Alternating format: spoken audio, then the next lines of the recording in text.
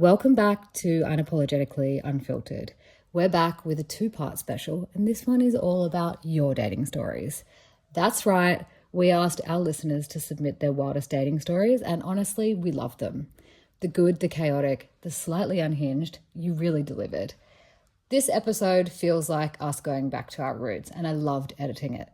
Just Georgia and I talking through real dating experiences and the things that actually happen when you're out here dating in the real world, including celebrities, flights, and some very mysterious luggage.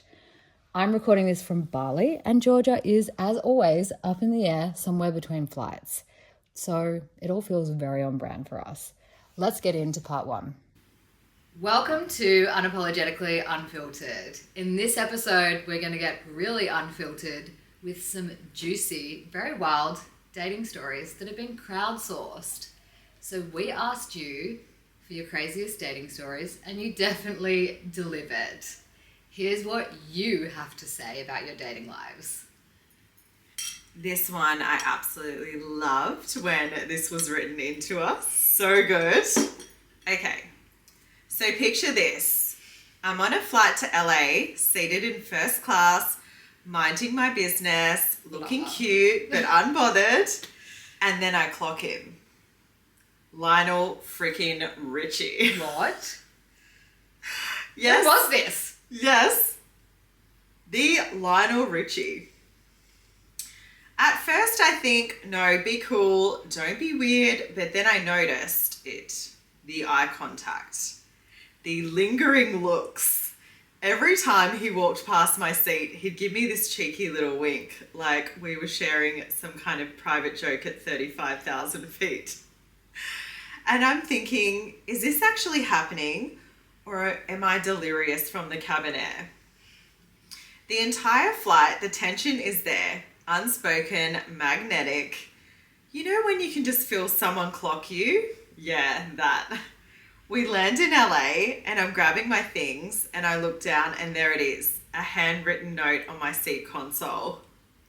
Oh my God, a name, a number. I'm fresh off the plane thinking YOLO, so I text him. He texts back immediately. Next thing I know, he asks for my address and says, I'll send a car, dinner tonight. I'm staring at my phone like, am I about to go on a date with Lionel Richie? A black car pulls up. I get in, still half convinced I'm being punked. What do you wear on a date with Lionel Richie? I know. The car takes me to his home first. He makes me a drink, totally effortless, totally charming, and then very quickly he pulls me in and kisses me. And let me just say, I was not prepared. Big lips, big presence, big wow. This is actually real energy. From there, we headed to Chateau Marmont. Of course, he knows everyone.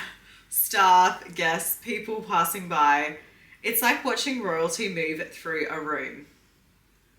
He introduces me to his friends and keeps his hand on me the entire time. Openly affectionate, completely unapologetic.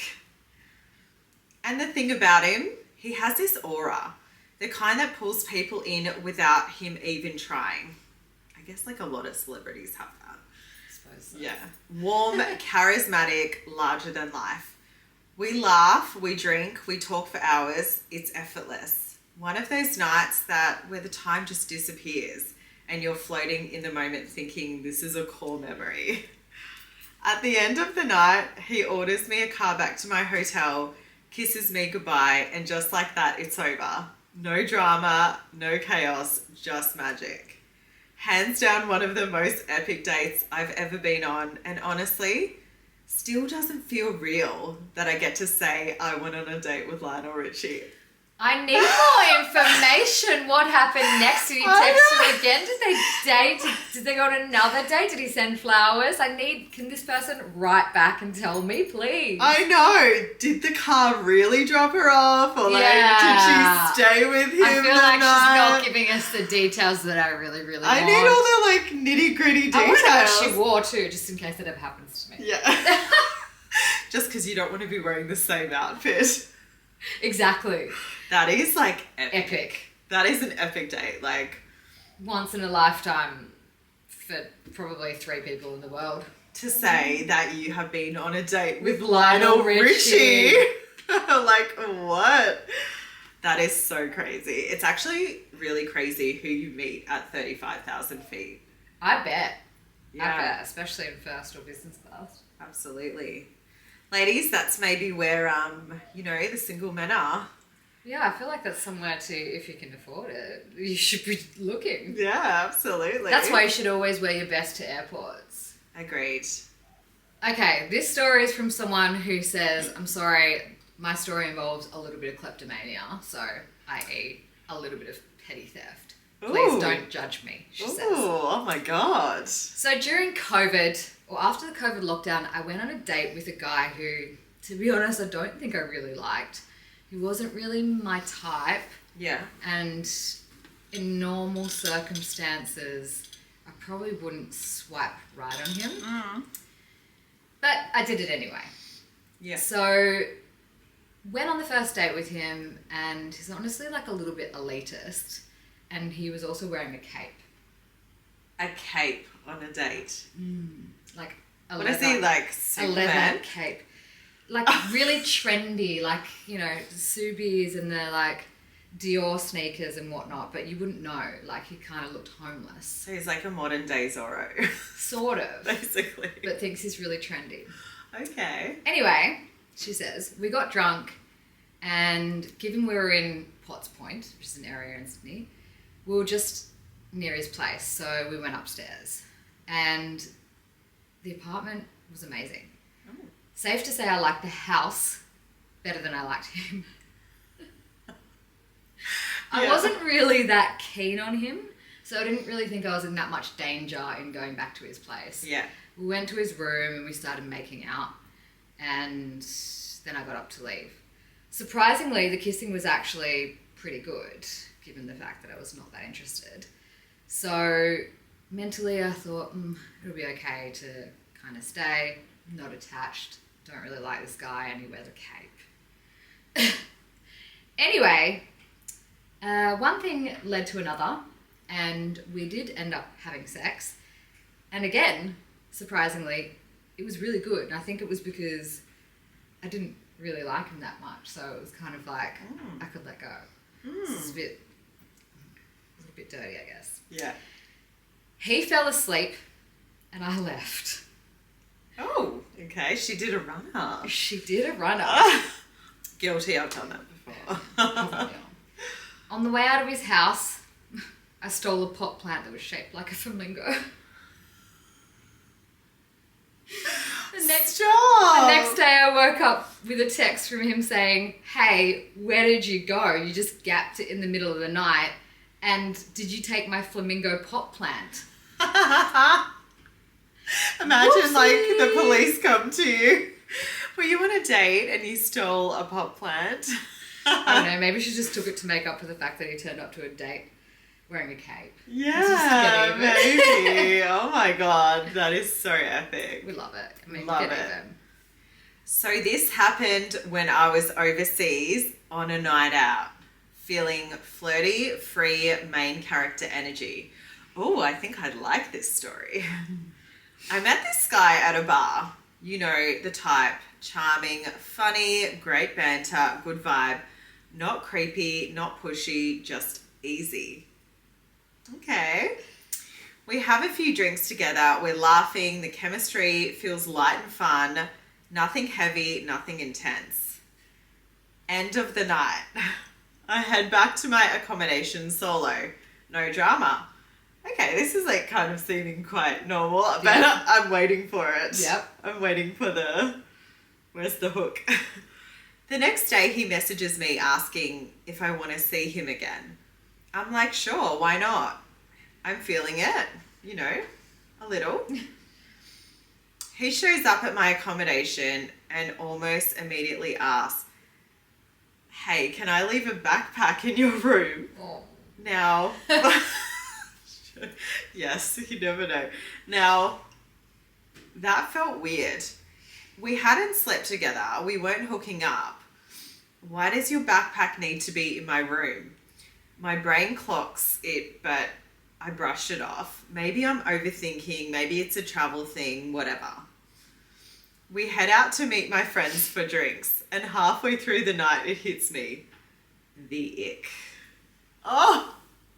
Is it the backpack ick? The back ick. She got the ick from the backpack. I'm not really a backpack girl either. Like, I think that would give me the ick, to be honest. Back sweat too. Ew, yeah. Like a full body, irreversible ick. Suddenly, everything he does annoys me. His voice, his laugh, the way he's standing. I know I'm done. So I pull him aside and I'm honest. I'm really sorry. I'm just not feeling it and I'm going to head off. Mm-hmm. He's fine about it. No scene, no drama. I leave and then it hits me. The backpack. The dreaded backpack. I get back to my room, see it sitting there, and I'm like, what is actually in this thing? Oh, God. Curious. Dildos. I know. You know what? I feel like this is one of those situations where there's going to be something like weird in there. So you don't like, do you want to look or do you not want to look? I would look. Would you look? It's a mystery box. Like, who knows what you're going to find in there? I would look. Curiosity wins. I open it. Inside is a drum roll. Dildo. Nah, just kidding. It's a digital camera, guys. Oh, fuck. I thought we were going to dildo. Now, be honest, you'd look too. Fuck yes. So I start scrolling, and at first it's just photos of him, travel shots, random stuff. Then I see photos of him with this girl. Really close, really intimate, and I'm thinking, maybe it's his sister. And then I scroll again. Nope. Those photos are of them kissing. Naked. Instant full body recoil. Oof. And I'm like, why would you leave this in my room? Why are you carrying around a camera full of couple photos while trying to date other women? Why does this feel unhinged? Did it have dates on? You know how some cameras have the date, or they all do if you put the settings on? Yeah, maybe. I don't know. The ick multiplies. I would have taken the SD card out. What about it? I don't know. Just have to bribed him. Yeah. You can get your couple photos back. If you give me €1 million. Yeah. I close the bag, zip it up, and immediately text him, hey, your backpack is downstairs at Hotel Concierge. You can collect it from there. Blocked, done, absolutely not. To this day, I still think, was that his way of making sure he had a reason to come back to my room later? Was it accidental? Was it sloppy? Was it a red flag disguised as luggage? I think all three. Either way, bullet fully dodged. Trust your intuition, ladies, and never ignore a weird backpack request. Absolutely not. Wow. But also, like, you got to think, if he's leaving his backpack with his expensive, I assume, things in it in your room, my head would go to, he doesn't have accommodation. Why is he homeless? Why is he using me for a space? Does he assume that he's going to sleep with me? Does he think I'm going to buy him breakfast? No. Yeah, and also, he's very trusting. Like, to leave, like, something of value in someone's room that you've literally had a couple of drinks with, that's what it sounded like, a night before, like, that's very trusting. But also, like, was he going to use the digital camera? I reckon he was like, he went on a date with her, and then the next day he was like, I don't have accommodation. Okay, I'll just see this girl again. I'll leave my stuff in her room. Yeah. Boom. So weird. Sketchy. So moral of the story, no backpacks. No backpacks. Okay, that's where we're going to wrap up part 1 of your dating confessions. Honestly, we had so much fun going through these. And if anybody has any more details about the stories that we spoke about, then please get in touch. If this episode is anything to go by, part 2 will be even wilder. So make sure you tune in for the next one when we dive into even more of your stories and things will likely escalate. Thanks for listening to Unapologetically Unfiltered, and we'll see you for part 2.